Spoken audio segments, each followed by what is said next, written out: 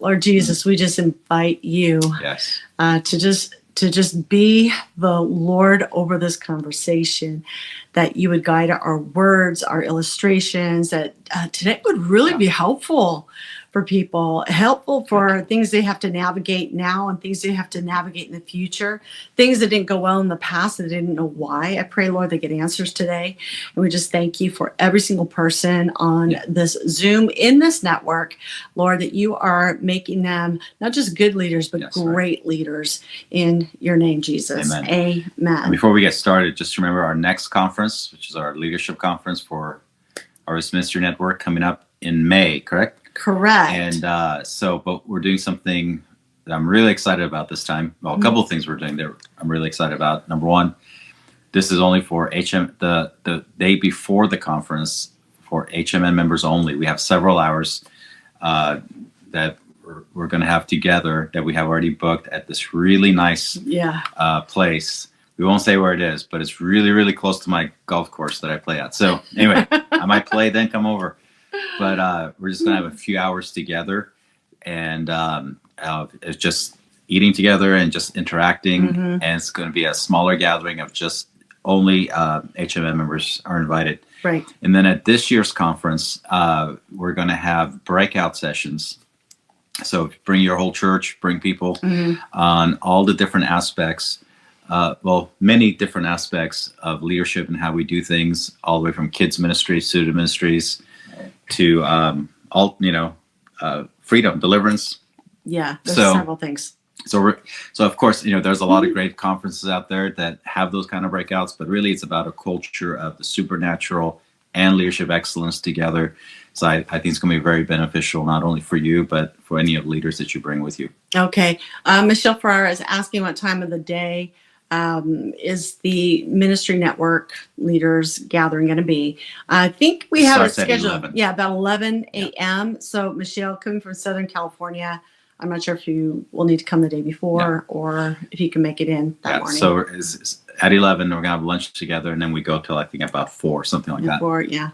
So it'll be really good. And then, of course, the conference is the 15th and the 16th of May. Okay. All right. So let's start talking about navigating conflict. We took aim for congregants, staff, other ministries. Some of our HMN lives recently have been about marriage. So marriage and ministry. So we've been tackling some of the conflict items there. But this is really about congregants, staff, and other ministries. And I think to start with, I think it's important to say, conflict is not a negative thing. Because in any type of relationship, you're going to have conflict. So conflict is about really learning how to come together and move forward together. So when we talk about conflict, sometimes, because none of us like conflict, right? And if you like conflict, something's probably wrong with you.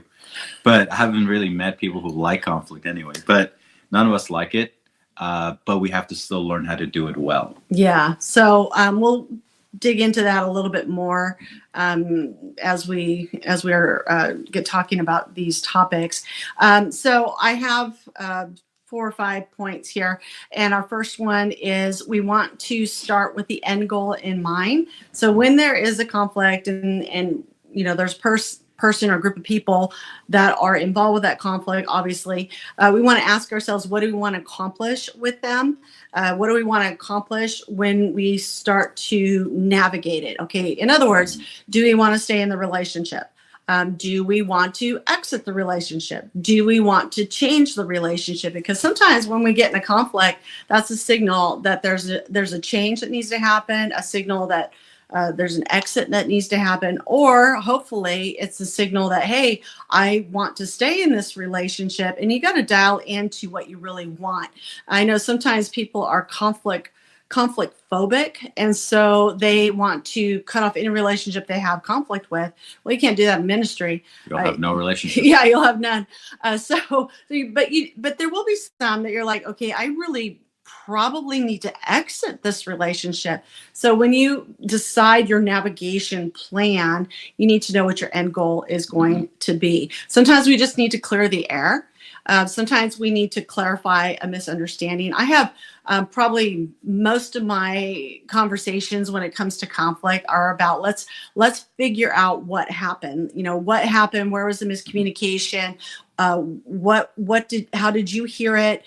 And this is what I meant for it to be. And so I know on my teams that we work very, very hard to communicate clearly, and then we will come back at it if we feel that something was not clear. Well, I think to point to that is, I think it was Sam Chan. Others have said to it. I heard Sam Chan say it. He says, conflict is unmet expectation. So usually conflict is if somebody expected something and you didn't meet that expectation, and the wider the gap between reality and what their expectation was, that determines the size of the conflict. Right. Conflict, you need to look at it, especially for the relationships you plan to stay in, which should be the majority, it's an opportunity to deepen that connection. I mean, it really is an opportunity. Remember that. And then also conflict, when you're navigating it gives you an opportunity to clarify your values, clarify your needs. I was thinking of the conflict that happened between Paul and Barnabas in Acts chapter 15. And what happened was, they got into a conflict because they had different needs, they had different values. All right. And so Paul wants to take Barnabas back to the city that they had preached the word of God to. And Barnabas, he agreed to that, but he wanted to take John Mark. Now, remember that John Mark had deserted them, earlier. And so John Mark had deserted them. And because of that, Paul didn't want to take him. And so Barnabas was like, well, why can't we take him? Because Barnabas is like the inclusion guy. Encourager. Encourager. He brings everybody in. He's the reason Paul was brought in, because of Barnabas, because of that value. But Paul's saying, no, John Mark's too dangerous for me. He doesn't have my back. He deserts us. And he had a different need. So they got in a very sharp disagreement and actually separated, for quite a while over that disagreement. Okay, so sometimes it has to do with clarifying your values and your needs. And sometimes we run into situations where it's like, this is what I need, and you can't meet that need. And so that conflict will then, be a change of relationship, or it'll adjust the relationship. And I go through that where I haven't pushed a person completely out of my circle, but I just push them into a different aspect of my circle for those reasons. Yeah, and if you ask the question, who was right? Was it Paul or Barnabas? I think you'll get answers based on people's personalities and how they deal with relationships. But you have to remember, neither one was right or wrong. They just had different approaches and different ways they came about dealing with the situation. So, and I think, to go along with what you just said is, relationships change in different seasons. Mm-hmm. And not every relationship is meant to be at the same depth forever, and I think that's sometimes hard for us as leaders because, we want to have lifelong, forever, deep friends, which we should, which is a rare gift when God brings those people into your life. But in leadership, you have to remember not everybody grows at the same pace as you. And, that's true. And not everybody takes the entire journey with you. I think back 26 years ago when we first became pastors, there were people that were very excited that we were the new pastors. And the first few years, they were still excited. Then the conflict happens because there became a directional change. In other words, or in some cases, they couldn't keep growing in the direction we were going. Yeah. And that's okay. And I think some of the mistakes I've made in the early years, I thought just because there was a conflict or somebody can't go with me, then they're against me. It was very much like Middle Eastern Jesus mindset. You're not for me, you're against me. Well, that's not Jesus. Anyway, but you see what I'm saying? So, but that's not the case. I think just because seasons change and people's needs change doesn't mean it's a conflict where people are against you. Right. I know for myself, this year I've had a small group of people that, I've had relationship for quite a while. And then because I was growing a certain direction, it became apparent that they were not growing that direction.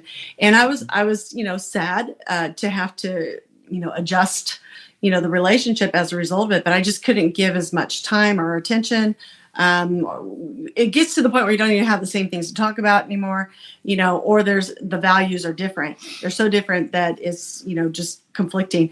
And so those are just seasons of relationship, and conflict sometimes will bring forth the reality that you need to change a relationship. Yeah. Okay, maybe not exit it, but change it. All right, number 2, as we want to recognize the importance of healthy communication, Philippians 4:2 and 3.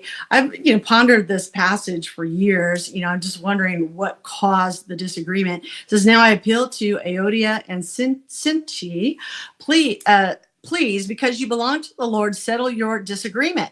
Okay, so can you imagine getting a letter written about you because you're in a disagreement, and we all get to read about this disagreement?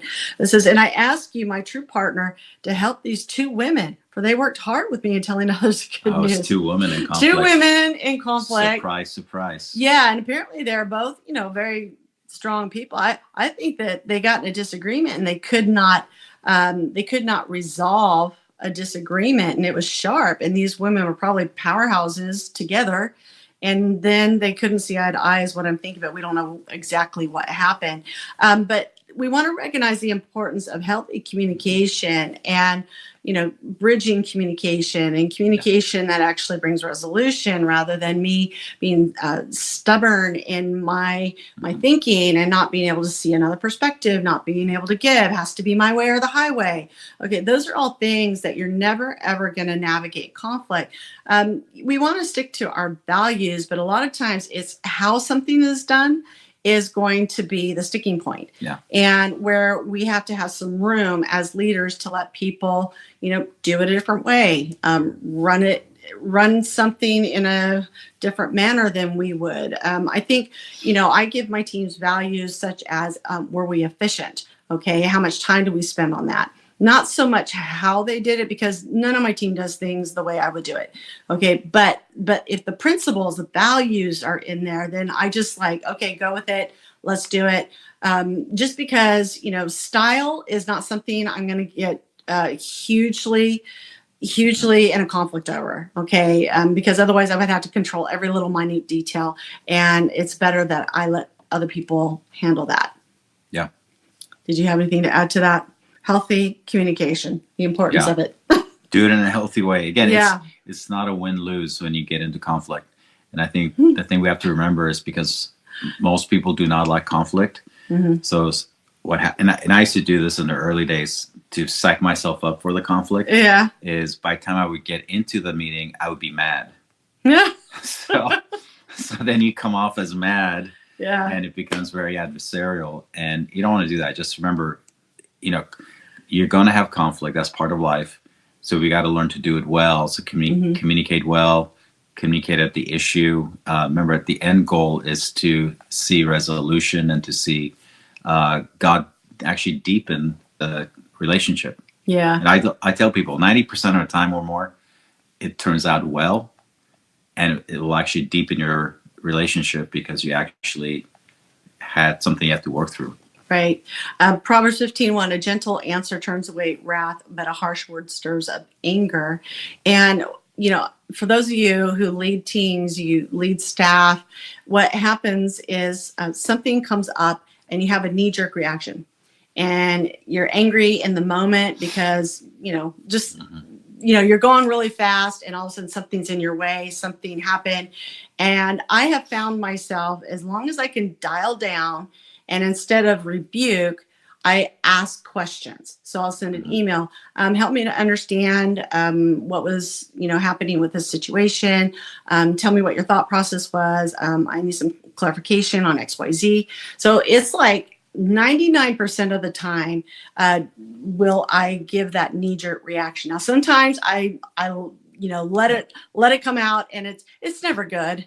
It's never good when I do that. And then I have to go back to my principles, okay, we have to have, we have to have a gentle answer. Otherwise I'm going to start, something in them and insecurity in that person that doesn't need to happen. Well, and I think a lot of that has to do also with your personality and how you approach things. Mm-hmm. And I think Jen is more of the right in the moment. She'll deal with it. She runs hot, And so I tend to be more cool in the moment, and I'm like, okay, well, let's deal with this. Oh, bless God, we forgive them. We release it, whatever. And then like a week later, it'd be like, they did what? It like catches up with my mind, at that moment. So I have to make sure, on the other hand, to process early and to process in that moment well, or otherwise it's kind of like I do the right thing at that moment, but I don't internally process it well. I don't know if that makes sense. Yeah. Well, this is leads me to our third point is we want to address conflict early. Okay. So there's a way of communicating it. It's like, okay, something's up. Yeah. I need to get in there and ask the right questions, but not ask them with anger, not ask them too hot. I know, like for me, I'll deal with something like right there. And that's because I can't sit on things. I can't hold things for like a week or two. Yeah. I have to actually deal with it right there. But I've learned to dial down and ask the right questions. I think most of the time we let things go. Yeah. Too long. Yeah. Too long. And so, Acts chapter 6, verse 1 and 2 says, as the believers rapidly multiplied, there were rumblings of discontent. The Greek-speaking believers complained about the Hebrew-speaking believers, saying that their widows were being discriminated against in the daily distribution of food. So the 12 called a meeting of all the believers. All right. So they called a meeting. They actually dealt with it. Have you ever been in an environment where nothing's ever dealt with? And there's just kind of like a rumbling going on all the time, a little backbiting and complaining, but nobody ever deals with it. Which is worse. Yeah, it's worse. Because it's erosion takes place. Yeah, so it seems like, there's like a threat of injustice constantly in the organization because nobody will address it. Nobody will call the meeting. Nobody will create a system or a solution to the matter. And so that's something we don't want to have going on. Like we hear that discontent, and especially when it's like with a bunch of people, okay, or there's an injustice that's in the environment, we definitely want to address that conflict early and solve it and create an answer for that. Yeah, because I think sometimes we put off things thinking, oh, God's going to change their heart or this will just take care of itself. And that's just code for them to wimpy right now to deal with it. Yeah. All right. And then my husband said in the beginning that conflict is inevitable. So if you are like a conflict, avoidant, avoidant, this is going to be an area that you're going to need to grow in because you will end up being the leader that doesn't deal with anything. You will have lots of injustice within your environment because nothing's ever dealt with. And so you don't want to be that person that people say this of you. They never deal with anything. Yeah. Nothing ever gets handled around here. You don't want to be that person. It undermines your leadership. Right. So conflict is inevitable. And it's one of those things that you can actually teach your whole church and your staff. You can teach them how we address conflict.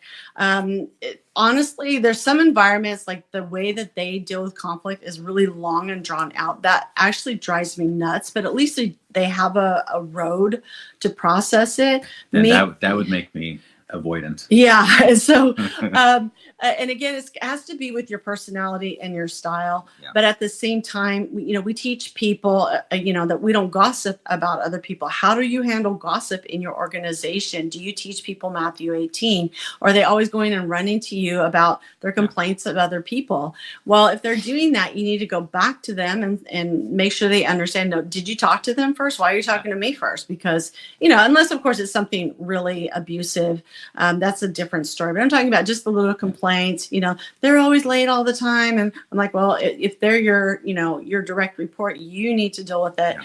And, also for us, it's our staff knows that we don't accept our staff members complaining about us behind our backs. That's actually fireable. They can come direct to us and tell us what's going on. But, kind of that whispering behind everybody's backs. We really got to, it's something that you put a rule into your environment and people need to know that rule. Especially when I first became pastor, I know people would come to me and say, well, I have concerns about the youth pastor or this thing about the youth pastor. And sorry, I'm mic here. And I would always say to them, well, have you talked to them? Matthew 18, have you shared your concern with them? And they'll be like, well, no, I thought I'd come to you since you're the pastor, you're their boss. I'm like, well, Matt, why don't you do this? Go talk to them first. And if you can't resolve it, then I could come and we can meet together. All of a sudden, I would discover this thing that was a big deal to them was not a big deal anymore because they didn't want to go and actually talk to them. So one of the things I learned was people are quick to complain about other people, but they don't want to do conflict well relationally. So this is where we have to make sure we're always using our Matthew 18. Now, again, Matthew 18 also has its parameters. So if somebody was to come to me and one of my staff members is having an affair or something crazy like that, I wouldn't say, well, have you talked to them? Or if they're stealing money and, whatever. Well, no, I would get involved. We go to step 2 really quick. So, but for most things, it's about, things that they need to be talking to them about. Yeah. So I'm trying to see if there's any questions in here. Nathan says, how do you determine if you need to come in hot and immediately address a conflict for something that isn't as urgent? I don't think you ever need, come in hot. He doesn't mean like come in angry, right? No. He means like come in right now. So I was going to say, you never come in hot. I think most things are probably not as urgent as we think they are in that moment. But I think sometimes we just have to give ourselves a buffer and then deal with it. We deal with it. But how do you determine? I know for myself, because I'm going so fast all the time, I can actually put too much heat on a discussion, only because I'm amplified. I'm in the moment. I've got more emotion about it. And so I've had to really train myself to dial down and have just a normal conversation, even though I feel very amplified inside about it. And a lot of times just like my own thing. It's not like somebody did something so bad that, that I need to bring a correction or anything like that. It's just more of, I didn't like it. I'm feeling it in the moment, but I can't communicate it on that level because about that person. If I want my team to be at peace, I have to come at them with peace. Otherwise I'm going to create people who feel like they have to walk on eggshells, or I'm going to make people really insecure. And one of my big goals is that people are secure around me and confident around me, that we can work through anything, work related, but we can work through anything because, we all want the same thing. And so a lot of it has to do with my personal communication style, and being very bridging and allowing people to give me their ideas and what is your perspective, and really giving myself time to listen to that communication. Because I think way back when I wouldn't say I did this on purpose, but I think I was a little bit more my way, the highway, and you need to think like I do. And, it was very immature. And so after all of this time, all of these decades of, being in ministry and leading, now I'm like, okay, it's not just my mind that makes a whole thought or a whole teamwork. It's our minds, it's our perspectives, and leveraging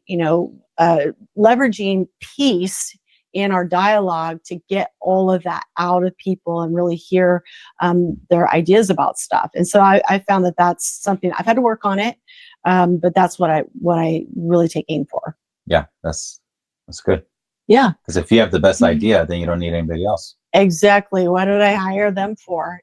So if I have to think about everything, so yeah, I think oftentimes we get people share stories about conflict within congregation, or congregant members causing problems or issues and things like that. And I think that's a little bit, not so much different approach, but I think then you have to kind of analyze what's happening. Sometimes again, it's an expectation thing, it's a difference of opinion thing. Again, you just work through that. But I think, and then sometimes, hey, let's just be honest. In church, we got some crazy people. Gosh, not our church, but everybody else's church. There's some like straight up nut cases, right? Yeah, people I'm not going to have a conversation. Yeah, with. so with those, I'm not going to do this long. Oh, let's talk about it and whatever. No, but we just have to kind of determine. Again, I think a great book I want to recommend to everybody is by Henry Cloud. It's called Necessary Endings, where in one of the chapters in there, he talks about people who are wise, the ones who make changes in with correction. Then there's the foolish who don't learn. And then there's just the evil people you have to protect yourself against. Yeah. So anyway, I think that's good. I had to tell a few people today, no, we do not have any conversation with her. We do not have any contact. And please let me know if that person shows up. So, because I'll have to call security. Shar has a great question. Okay. Her question is, how can I ask questions without coming off as an investigator, especially when your spiritual gift is discernment and you feel like you already know the answer? This is a great question for you. Well, I like it, but Shar, I'm totally there. I'm there, like just as much as you are, I think. And it's really about, am I being relational? And so even though I know what's up, I know what's going on, I'm asking those questions because, like yourself, I have a good idea of what's happening with the person.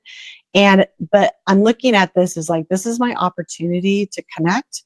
This is my opportunity to deepen my role in their life. If it's a person that I plan to, keep running with. And so I'm going to go ahead and go through that process, even though I have an idea of how it's going to go. Just for the sake of connecting, just for the sake of relationship. And so if you can, keep that in mind, I think what it is, sometimes we don't feel safe, or we don't feel, we feel like we're not going to have power or something, like our power is going to be taken away. And you are safe, you do have power. And it's a matter of now, I just need to go through the process with this person. To decide, what we're going to do in the future about it. So I hope that's helpful. Yeah. And I think sometimes, depending on the context, Mm-hmm. I think sometimes you go and tell people or ask questions like, instead of, hey, tell me about, you say, help me understand. Yeah. Right. Because when you use that phrase before you ask the question, help me understand, I'm taking on the responsibility of, I'm the one who doesn't understand. Right. So help me understand. And I think there's other times where it's a more discernment. You have a discernment in a situation. You feel like I'm a feeler. So I just feel stuff in my gut that I know. Then I start asking a question.